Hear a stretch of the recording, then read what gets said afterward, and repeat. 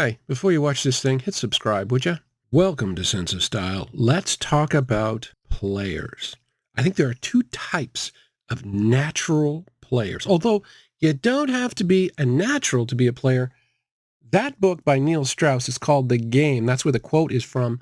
Oh my God, like you can learn a ton about women reading stuff like that. However, today we're talking about naturals. There are two types. The first type, I grew up with a buddy.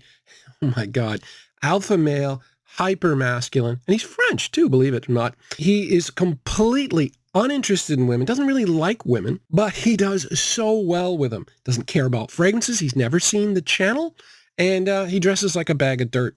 However, like I said, he kills. He kills. It's the second type that we're talking about today. These are the lady killers. These are the ladies' men. They're the kind that love women and know everything about them. They'll know what to wear in the right situations. We're talking about player fragrances today. And I'm too old to be talking and thinking this much about players, but I did. So let's get to it.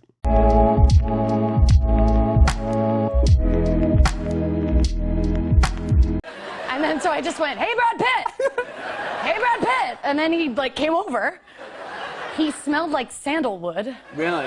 It was unbelievable. That was Jennifer Lawrence talking about the note that has gone up in my estimation more than any other note since I started doing this 5 years ago. If you'd asked me 5 years ago what I thought of sandalwood, I'd be like, yeah, it's another wood. But I had no idea what I was talking about. Sandalwood is one of like 2 or 3 notes that if you put it in abundance, enough of it to notice it, it can make a fragrance increase in terms of feeling high quality and feeling expensive. It does it in one of 2 ways. It either comes off as creamier or more powdery, but it definitely has an impact. This is Stronger With You Sandalwood. And oh my God, I compared this head to head with my bottle of Absolutely.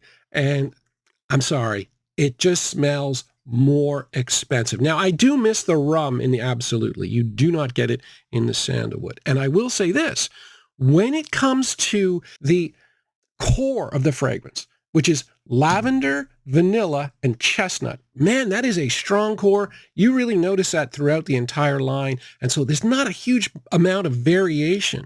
So what this ends up smelling like is just a more expensive Stronger With You. There's a lot of sandalwood here, and the effect, to me anyway, is creamy. It's a creamier Stronger With You. It smells more expensive. It smells better. I think sandalwood, I mean, as Jennifer said, you know, there's a sexiness to it. You know, I mean, I realize it with Brad Pitt. I understand. But still, sandalwood is a sexy note. This is Acqua di Gio Eau de Parfum. Why is this on the list? Very simple. Price. This came out in 2022. It was a release that nobody wanted, nobody asked for. It kind of really did a lot of things that other fragrances did. And because of that, the price shrunk. The Fragrantica rating shrunk. And so this, to me, is the best Acqua di Gio price proposition that there is right now. It's $15 less expensive than Profondo. I tested it against Profondo and Profumo just a couple of days ago, and very similar. Profondo is smoother, but this has mineral notes as well. What I don't like about Profondo in a dating scenario is the aromatic notes are subsumed by those mineral notes, and the aromatic notes provide a little bit of a kick. They're here in abundance. Lavender, sage, and geranium. You get that little masculine kick from this fragrance. The price is perfect. It's actually cheaper than Profondo. Not as smooth, but cheaper. This is $30 cheaper than Profumo, and we're talking about dating here. You don't need 8 hours on a date, well, unless it's going really good. But yeah, I think this one, and Acqua di Gio, let's face it, Acqua di Gio is absolutely perfect. It's effortless elegance. It's a #1 selling men's DNA of all time. It created an entire genre called marine fragrances. You need an Acqua di Gio, especially for those warm days. I think this would be a fantastic fragrance because the price is absolutely perfect and it's still a beautiful fragrance. And thank God, yeah, it didn't go over well with the general public because now we can get it at a reasonable price. Next up, we have Jean-Paul Gaultier's Le Male Elixir. And I have seen all the videos a lot of the critiques on the new Absolute, and is a huge consensus. Everybody says the same thing. Absolute's a nice fragrance, but the Elixir is more complex. It's a little bit stronger, and overall, it's better. That's what everybody says. This is an absolute no-brainer for 40 and under in a dating scenario. The key to this fragrance is the sweetness. It's just a delicate combination of honey, vanilla, and tonka that works. There's maybe a little bit of tobacco in there that gives an interesting twist to the sweetness, but it just smells nice, and it's hard to replicate. And I know this because I tried Lionheart by Armani, and I'm sorry, man. I'm sorry. That is not the same. There's too much mint in Lionheart, and that doesn't normally happen with Armani. They normally get it right. The sweetness here is special. It's warm. It's cozy. And if you're on any kind of a cool time of year on a date, this is a must-have. Now, the only problem with this fragrance is the performance. Look, 3 sprays with this guy, maybe 4, and I really think that's all you need. Next up, we have Chanel Allure Homme Sport Eau Extreme. And it might seem really strange to have a sport fragrance on this list, especially one that really kind of does work as a sport fragrance. But this is a Chanel we're talking about. This is a really, really well done fragrance. Jacques Polch, I believe at this stage, is probably my favorite perfumer, and he did this really nicely. What he does often is work in contrast, and that's exactly what's going on here. The freshness of the mandarin, the mint, and the cypress gives it the fresh feel that would work really well, I think, in a gym scenario, in a sport scenario, whereas the warmth of the tonka bean and the musk and the base here, that's what's going to work really well on the date. The performance is absolutely perfect for a dating scenario because, as most of us know, it's not a massive performer, but in a dating scenario where the person is going to be close to you already or reasonably close, it's going to work. Very popular in the Middle East for some reason, a lot more so than Bleu de Chanel. I think it's because they tend to like thick, dense, sometimes sweet fragrances. You look, there's a lot of oud in the Middle East. Yeah, this one was popular there. Here's the weird one, though. My bottle is not an eau de parfum, and I had people giving me a hard time before when I said what this was.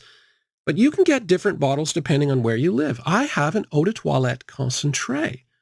But I know for a fact that other people have eau de parfums. That might explain why my performance isn't fantastic. I know the Fragmental guy, he says his performance of this is amazing. He probably has the EDP. So have a look at your bottles and see which concentration you have. This one's not bad, though. Next up, we have Guerlain La Médiale Eau de Parfum. This is one of the very few fragrances that was discontinued in the United States a couple years after it was released, but there was such an outcry in the US that they brought it back.